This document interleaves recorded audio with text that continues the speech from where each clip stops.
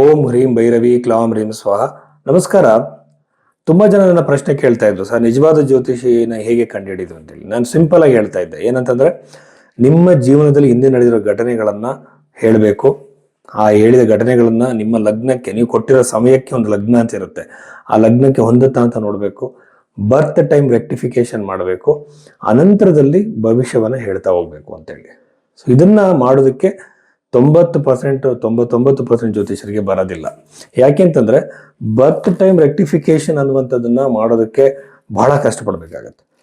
ಇನ್ನೊಬ್ರು ಕೇಳಿದ್ರು, ನೀವು ಹೇಗೆ ಭವಿಷ್ಯವನ್ನ ಹೇಳ್ತೀರಾ ಸರ್ ಅಲ್ಲದು ಅಂತಂದ್ರೆ, ನಾನು ಹೇಳುವ ಪದ್ಧತಿ ಹೇಗೆ ಅಂತಂದ್ರೆ, ಫಸ್ಟ್ ನಿಮ್ಮ ಲಗ್ನವನ್ನ ತಿದ್ದುತ್ತೀನಿ.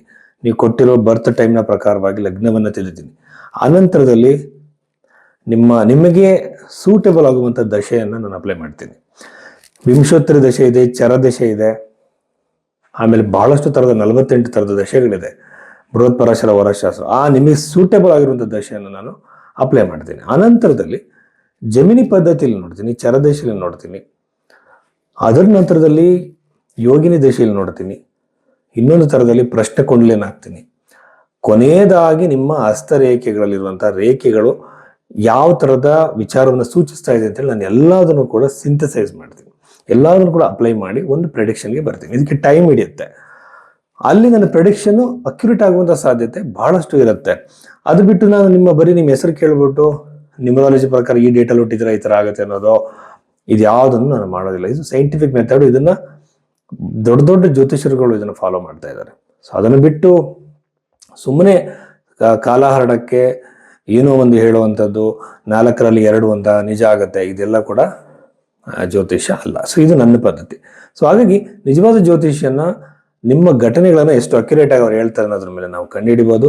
ಆ ಬಗೆಯಲ್ಲಿ ನಿಮ್ಮ ಜಾತಕವನ್ನ ನೀವು ತೋರಿಸ್ಬೇಕಾಗಿದೆ. ನೀವು ಭೈರವಿ ಆಸ್ಟ್ರೋಗೆ ಸಂಪರ್ಕ ಮಾಡಬಹುದು. ಸೊ ಇಲ್ಲಿ ಬಹಳ ಮುಖ್ಯವಾದ ವಿಚಾರ ಏನಂತಂದ್ರೆ, ಹಸ್ತ ಸಾಮುದ್ರಿಕ, ಇಲ್ಲಿ ಡೇಟ್ ಆಫ್ ಬರ್ತ್ ಇಲ್ವಲ್ಲ ಸರ್ ಅಂತ ತುಂಬಾ ಜನ ಕೇಳ್ತಾರೆ.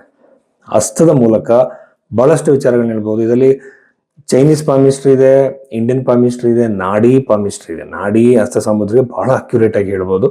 ಇದ್ರ ಬಗ್ಗೆ RG ರಾವ್ ಅವರ ಬಹಳಷ್ಟು ಸಂಶೋಧನೆಗಳಿದೆ. ಸೊ ಇದ್ರ ಬಗ್ಗೆ ಮಾತಾಡೋಣ. ಈ ಮೂಲಕ ನಾನು ಒಂದು ಪರ್ಟಿಕ್ಯುಲರ್ ಒಂದು ಇವೆಂಟ್ನ ಹೇಳೋದಕ್ಕೆ ಟ್ರೈ ಮಾಡ್ತೀನಿ. ಸೊ ಇದು ನನ್ನ ವೇ ಆಫ್ ಪ್ರೆಡಿಕ್ಷನ್. ಸೊ ಇದು ನನ್ನ ಟೆಕ್ನಿಕ್. ಸೊ ಈ ಬಗ್ಗೆ ನೀವು ಪ್ರೆಡಿಕ್ಷನ್ಸ್ ತಗೋಬೇಕು ಅಂದ್ರೆ ಕಾಂಟ್ಯಾಕ್ಟ್ ಮಾಡ್ಬೋದು.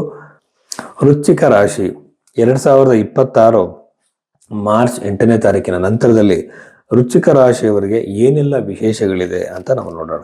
ಸೊ ವೃಶ್ಚಿಕ ರಾಶಿಯಲ್ಲಿ ಹುಟ್ಟಿದಂಥವ್ರಿಗೆ 4ನೇ ಮನೆಯಲ್ಲಿರುವಂತಹ ಪಾಪಗ್ರಹಗಳು ರಾಹು, ಬುಧ, ಕುಜ, ಸೂರ್ಯ, ಇಷ್ಟು 4 ಕೂಡ ಈ ಪಾಪಗ್ರಹಗಳು 4ನೇ ಮನೆಯಲ್ಲಿ ಇದ್ದಾಗ ಏನಾಗುತ್ತೆ ಅಂದ್ರೆ, ಒಂದು ಇದು ಸನ್ಯಾಸ ಯೋಗ. ಯೂಶುವಲ್ ಆಗಿ ಈ ತರ 4 ಗ್ರಹಗಳು ಒಂದೇ ಮನೆ ಇದ್ರೆ ಸನ್ಯಾಸ ಯೋಗ ಅಂತಾರೆ.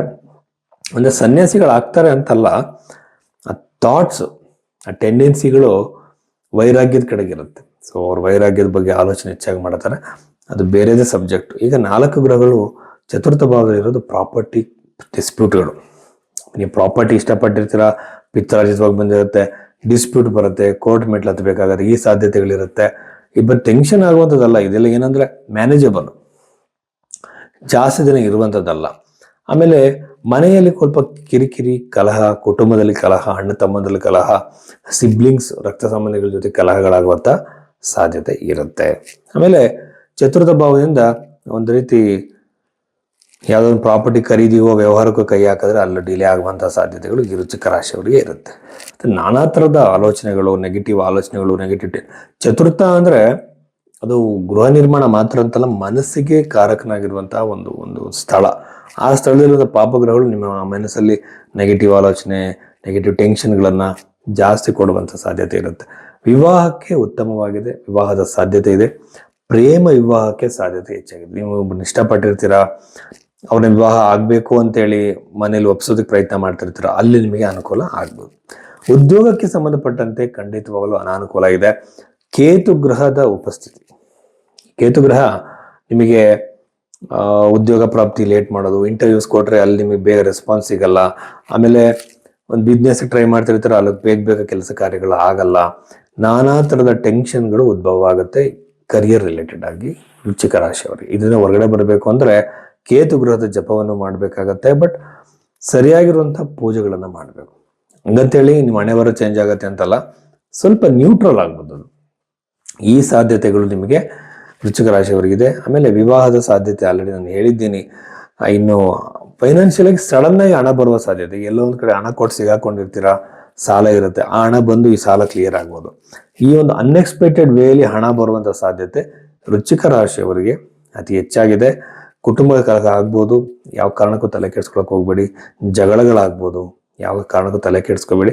ಮನಸ್ಸನ್ನ ಪ್ರಶಾಂತವಾಗಿ ಇಟ್ಕೊಳ್ಳಿ. ಈ ಒಂದು ಸಿಚುವೇಶನ್ ಹೋಗುತ್ತೆ ಅಂತ ಅನ್ಕೊಳ್ಳಿ.